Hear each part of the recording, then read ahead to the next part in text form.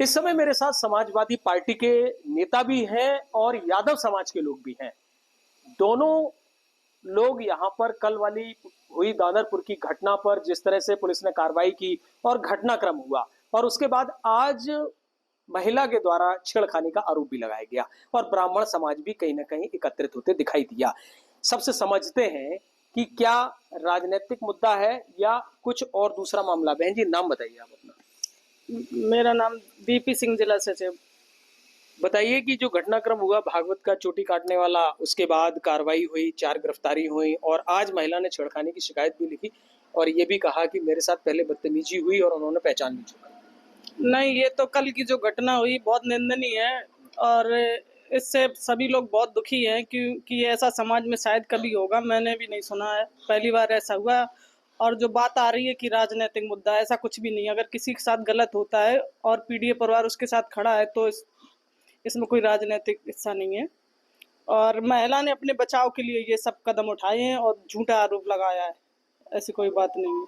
क्या नाम है आपका? उमेश राजपूत, विधानसभा अध्यक्ष, सदर एटावा। क्या लगा कि जो घटनाक्रम हुआ उसमें 2 कथावाचकों की चोटी काटी गई और उसके बाद से कार्रवाई हुई, 4 गिरफ्तारी भी हुई और फिर आज महिला ने कहा कि हमारे साथ निष्पक्ष जांच होनी चाहिए क्योंकि हमारे साथ छेड़खानी भी हुई थी और उसके बाद पुलिस ने एक तरफा कार्रवाई की और राजनीति हो गई। ये सब मनगढ़ंत कहानियां हैं। वो लोग कल पीड़ित पक्ष हमारे पास आए पार्टी कार्यालय पे। आदरणीय जिलाध्यक्ष जी थे, विधायक जी थे, सांसद जी थे, उनके समक्ष अपनी बात रखी तो उनको पीड़ित पक्ष को लेके हम लोग कप्तान साहब के यहाँ गए। कप्तान साहब ने हम लोगों को सुना, जांच कराई और जो दोषी लोग हैं उनको पकड़ा गया है और जो अभी भागे फिर रहे हैं उनको भी पकड़ा जाना है। आज माननीय राष्ट्रीय अध्यक्ष जी ने उन लोगों को बुलाया था, पीड़ित पक्ष को। उनकी तबला, हारमोनियम और जो भी इंस्ट्रूमेंट छुड़ाए गए हैं उनको वापस दिए गए और 50-50 हजार रुपए उनको दिया गया है और उनका सम्मान किया है। लेकिन ये कहा कि राजनीतिकरण हो रहा है समाजवादी पार्टी केवल चुनाव को देखते हुए। राजनीतिकरण कहाँ है ये? अगर पीड़ित पक्ष को न्याय दिलाना राजनीतिकरण मानते तो ये राजनीतिकरण कहाँ है? समाजवादी पार्टी हर पीड़ित के साथ खड़ी है और हम लोग पीड़ित पक्ष के साथ खड़े रहेंगे जब तक उन्हें न्याय नहीं मिलता है। क्या नाम है आपका? मेरा नाम सुनील यादव, मैं जिलाध्यक्ष हूँ मधुर सभा से। क्या लगता है आपको कि जो स्थितियां बनी है इसका कहीं राजनीतिकरण है? क्योंकि ब्राह्मण समाज ने आरोप लगाया है कि चुनाव पंचायत को चुनाव है और उसको बुलाने के लिए इस तरह से राजनीतिकरण हुआ और निष्पक्ष जांच नहीं हुई। निष्पक्ष जांच बिल्कुल हो रही है। जो भी वीडियो वायरल हुए हैं ये कहीं ना कहीं ब्राह्मण लोगों के द्वारा रात में बनाए गए हैं और सब ये जो बता रहे ये लोग ये बिल्कुल निराधार है, गलत है। ये राजनीतिक मुद्दा बिल्कुल राजनीतिक नहीं था। राजनीतिक ये इन लोगों ने जबरदस्ती राजनीतिक मुद्दा को पकड़ दी है क्योंकि उनके साथ गलत हुआ है और इस तरह की घटना मेरे ख्याल से मेरी लाइफ में मैंने जो देखा अभी तक नहीं हुई कभी भी। जब लोग स्वतंत्र हैं, स्वतंत्रता हो चुकी है, उसके बाद भी लोगों को हक नहीं समाज में बात कहने का, या फिर ब्राह्मण लोगों ने अपना हक जमा लिया कि हम ही कथा कहेंगे। अगर ऐसा कुछ है तो मैं रिक्वेस्ट करता हूं कि भाजपा अपने एक निर्धारित जनाजा बना दे कि कल ब्राह्मण लोग ही कथा कहेंगे, इसके अलावा और किसी को आदेश नहीं है कि वो कथा कहे। लेकिन जिस तरह से उन्होंने कहा कि इन्होंने तो पहचान छुपाई और पहचान छुपाने के बाद वो अग्निहोत्री और तिवारी अपने आप को बता रहे थे और जब उन्होंने छेड़खानी की और वहां के लोगों ने दबाव बनाया तब ये पोल खुली। जो दबाव बनाया गया छेड़खानी वाला ये कल तक नहीं था। जब रात में पुलिस प्रशासन का दबाव पड़ा है उसके बाद ये फर्जी आधार कार्ड बनाए गए और छेड़खानी की फर्जी मुकदमे, फर्जी वीडियो बना के वायरल किए जा रहे हैं जिससे कि लोग अपना बचाव कर सकें। उनका नाम मुकुटमणि, वो यादव जाति से यादव है। उनका अग्निहोत्री वाला जो आधार कार्ड बनाया गया है वो बीजेपी के द्वारा कथाकरण संरक्षित लोगों ने फर्जी बनाया हुआ है उसे। मैं भली बात जानता हूँ लोगों को। सर, क्या नाम है आपका और आपको क्या लगता है कि इतनी बड़ी राजनीतिक करियर में ये स्थिति जो बनी है वो उसका राजनीतिकरण है या वास्तविकता में कोई विरोध है? मेरा नाम उदयवान सिंह यादव है। इसमें कोई राजनीति नहीं है, केवल वर्चस्ववादी लोग वो अपना वर्चस्व रखना चाहते हैं। तो जो पहले करते रहे उन्हें सत्ता से डर है कि 30 से करीब, मेरे ख्याल से तो 1989 से उत्तर प्रदेश में उस समाज का मुख्यमंत्री नहीं बन पाया है। ये भी पीड़ा है कि 4 बार यादव मुख्यमंत्री बन चुके, 4 बार मायावती बन चुके हैं, गुप्ता जी बन चुके हैं, राजनाथ सिंह जी बन चुके हैं, कल्याण सिंह जी बन चुके हैं, योगी जी हैं, लेकिन वो नहीं बन पा रहे। ये बड़ी पीड़ा है। और ये लोग ये कहते हैं कि हिंदू हो तो गीता और भागवत रामायण आप अपने घर में रखिए, जब हम घर में गीता और रामायण रख सकते हैं तो क्या पढ़ नहीं सकते? हमें पढ़ने का भी राइट है। लेकिन उनका कहना आरोप है कि इन्होंने गुमराह किया। इन्होंने पहले ब्राह्मण का आधार कार्ड दिखाया और बुकिंग हुई, और उसके बाद ये लगातार ब्राह्मण बन के ही, अग्निहोत्री तिवारी बन करके ही कथाएं कहते थे, और लेकिन यहाँ आकर के महिलाओं से पैर छुआए, और जब लोगों ने पहचान लिया तब फिर उन्होंने खुद से माफी मांगी थी और छेड़खानी का भी आरोप लगाया। ये बात की बात है, पहले उन्होंने कानून हाथ में लिया। जब कानून ने, हम बधाई देंगे यहाँ के एसएसपी को कि उन्होंने 2 घंटे के, हम लोग मिले 2 घंटे के अंदर कार्रवाई की। जब कानून ने अपना काम किया, पहले तो उन्होंने कानून हाथ में लिया, जब कानून ने अपना काम किया तब वो फर्जी मनगढ़ंत कहानी, ये 21 तारीख की घटना, ये अब 24 को छेड़खानी हो रही, तो उसी टाइम उन्हें पुलिस को बुलाना चाहिए। क्या उन्होंने पुलिस को इन्फॉर्मेशन दी कि छेड़खानी हुई? नहीं। लेकिन अब वो ये चाहते हैं कि वर्चस्ववादी लोग कि अब ये तो गड़बड़ हो गया, क्या हम हिंदू नहीं है?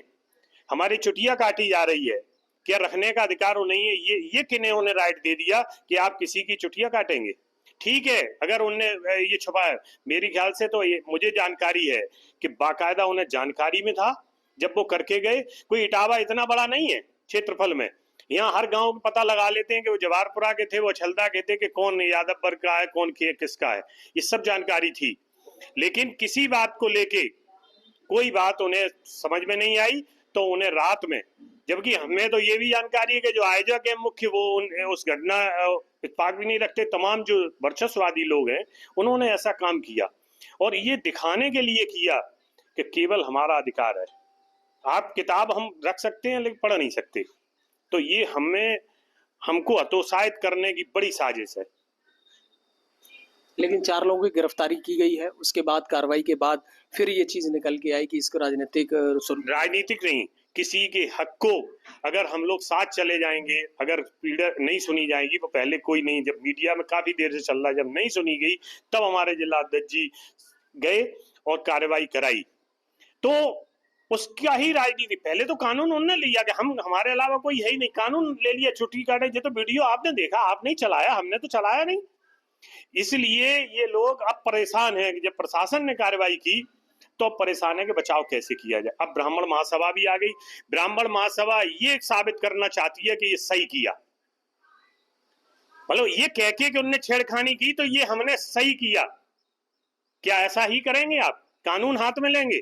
आप पे इसके ऊपर कोई नहीं है, आप सरकार को भी नहीं मानते, आप कानून को भी नहीं मानते, आप संविधान को भी नहीं मानते, ये कैसे हो जाएगा? ये साबित और कर रहे हैं वो कि ये हमने सही किया। आपको भी तो पुलिस में, कानून में जाना चाहिए। जैसे अब शिकायत कर रहे हैं कि ये गलत लोग आए हैं, गलत पेमेंट लिया है, उन्होंने गलत कथा कह रहे हैं, तो तभी पुलिस को इन्फॉर्मेशन देना चाहिए जैसे अब दे रहे हैं वो। सर, आप जिलाध्यक्ष हैं समाजवादी पार्टी के, क्या राजनीतिक स्वरूप है? क्योंकि ब्राह्मण समाज भी आरोप लगा रहा है, इसको इस समय पंचायत के चुनाव की वजह से तूल दिया गया और निष्पक्ष जांच नहीं हो रही। देखिए, पहले तो ब्राह्मण सभा को सोचना चाहिए, इस तरह की भाषा न बोलें, क्योंकि जो पीड़ित पक्ष है, जो पीड़ित पक्ष है, जिनको रात में मारा गया है, चोटी काटी गई, सर गंजा किया गया है, और उसमें काटने वाले कौन लोग थे? ऐसे लोग थे जिनका समाज में कोई स्थान नहीं है। मैं आपसे कहना चाहूँगी, जहाँ तक मुझे पता चला, एक नारद बाबा जी हैं, वो गांजे का काम करते हैं, गांजे का धंधा करते हैं, जेल जा चुके हैं, पुलिस उन पर छापे डालती है। ऐसे लोगों ने, एक डीलर है, ऐसे लोगों ने मिलकर ये षड्यंत्र किया है। और मैं सारे ब्राह्मणों के लिए नहीं कह रहा हूँ, लेकिन कुछ चुनिंदा जो बदतमीज टाइप के लोग थे जिन्होंने समाज को बांटने का काम किया है, तो ये ब्राह्मण महासभा को चाहिए, इनको ये कहना चाहिए कि जो समाज में हुआ है वो गलत हुआ है। क्योंकि एक तरफ आप लोग ये कहते हैं कि सारा राष्ट्र हिंदू बनाने जा रहे हैं, सारे लोग हिंदू हैं, एक तरफ आप यादव हो, चस्साक हो, कुशवाहा हो, पाल हो, गड़रिया हो, इनको आप हिंदू मानने को तैयार ही नहीं। जब संविधान ने हमें अधिकार दिया है कि हर व्यक्ति पढ़ सकता है, खा सकता है, खुले में आज़ादी, लेकिन आप लोग कहाँ 76 साल पिछली घटना हमें बताने जा रहे हैं कि मेरे पूर्वजों के साथ क्या करते थे, और आज वही घटना आपने अपना दी।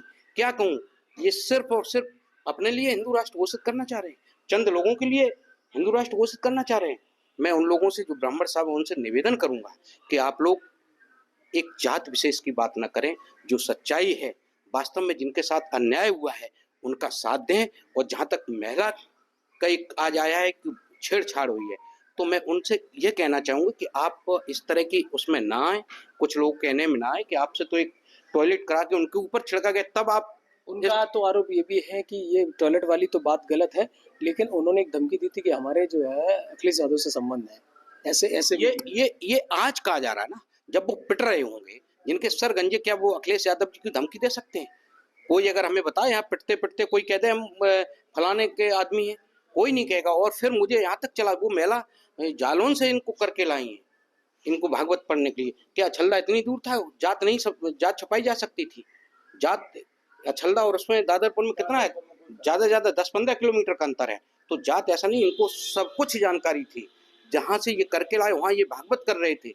इनको सब कुछ एक षड्यंत्र के तहत, कुछ समाज के अराजक तत्वों, मैंने कहा ना कि जो मैंने नारद एक बाबा का नाम लिया है, जो बताइए कई जेल जा चुके हैं, कई बार पुलिस ने छापे डाले हैं, इन लोगों के कहने पे वहां से एक हुजूम बन के तैयार होके गया और इस घटना को अंजाम दे दिया। तो मैं इन लोगों से कहना चाहूँगा, और ब्राह्मण महासभा से भी कहूँगा, और जो इसमें आगे आए मैं उनसे ये कहूँगा कि आप इसको राजनीतिकरण आप न दें। हम लोग पीड़ित पक्ष के साथ थे, पीड़ित पक्ष जो भी होगा हम उसके साथ रहेंगे।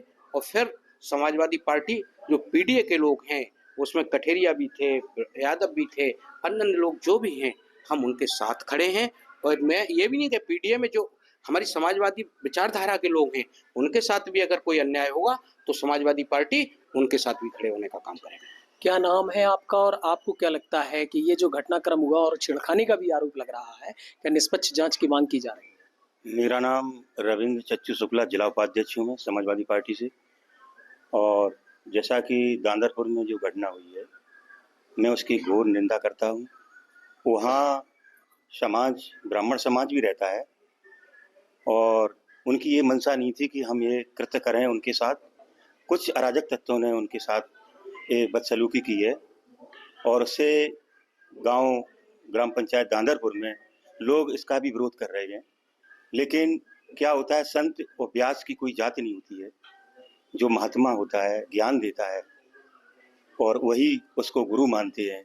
व्यासपीठ से जो हम लोगों को सत्संग में जो अच्छी बातें बताते हैं उनका मैं श्रवण करता हूँ।